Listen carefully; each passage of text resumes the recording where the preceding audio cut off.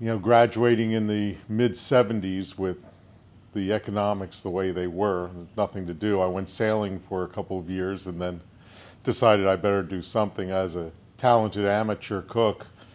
I just lucked into an apprenticeship with a European chef who was a couple years from retirement, and he took me under his wing, and we worked a lot of restaurants in northern New Jersey and Manhattan, and just kept working my way up the ladder, and ended up as an executive chef at a place called the Bedminster Inn, which is now infamous because Trump owns the property right next to it.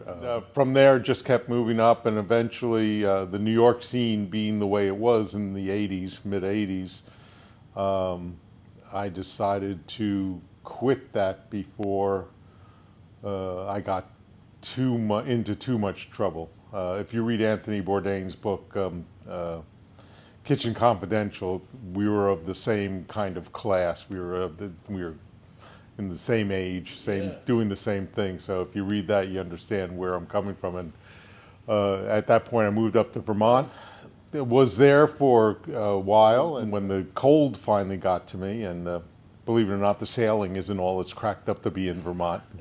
Looking for another area which could support us, a very specific restaurant, and also that would afford me the lifestyle I'd gotten to know in Vermont, which is pretty laid back. I knew Delmarva from sailing here as a teenager, and I was looking everywhere from Martha's Vineyard all the way down to Charleston. I looked at St. Michael's, didn't care for it, so I'd given up on this area until I ran into a realtor, Tim Dills, who asked me what I was doing there, and I said, well, I thought about doing a restaurant, and then he said, get in the car. As we were driving down Washington Street, I saw 28 South Washington, which is right next to the Historical Society.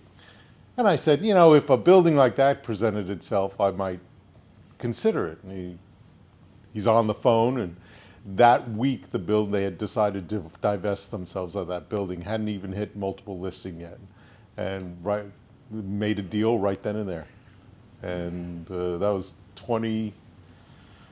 almost 25 years ago now. Well, when I opened Columbia, the only restaurants in town at that point were Mason's, which only did lunch, Tidewater, and the Rustic Inn.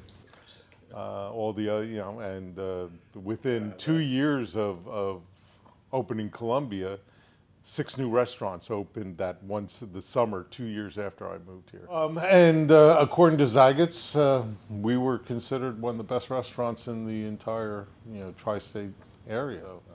It was a successful restaurant, and I operated it until '96, when feeling as if I'd done everything I wanted to with that cuisine, with that whole style of cooking, I decided to retire. I went off and I did some other things. I opened a New York style sandwich shop, which was called Lazy Lunch for a while. And then I was involved in the renovation of Hill's soda fountain and operated that for 3 or 4 years.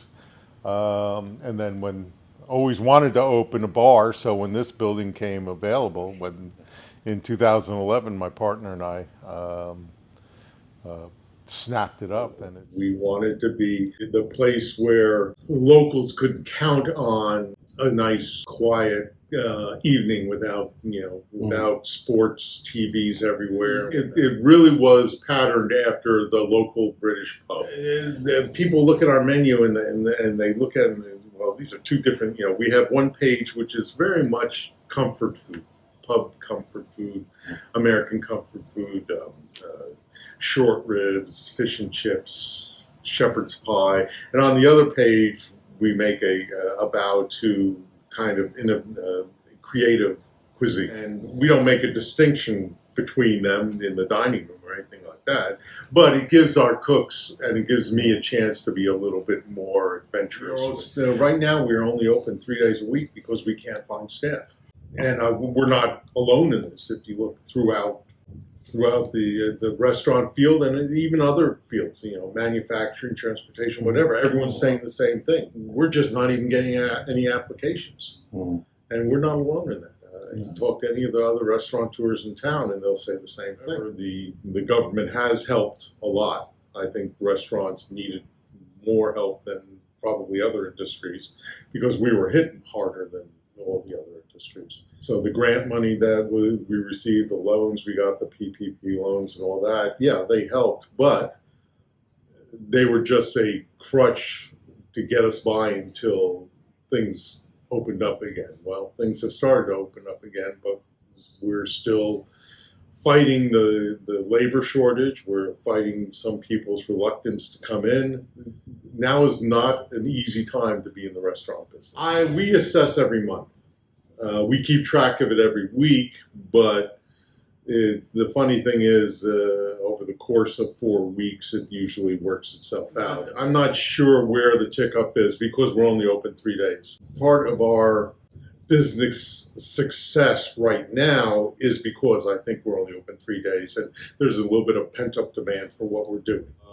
If we were open 5 days, would the business we're doing be the equivalent over those extra 2 days? I don't know. But for right now, I'm pretty happy with what we're doing 3 days a week. It's not enough to bank on, but it's heartening.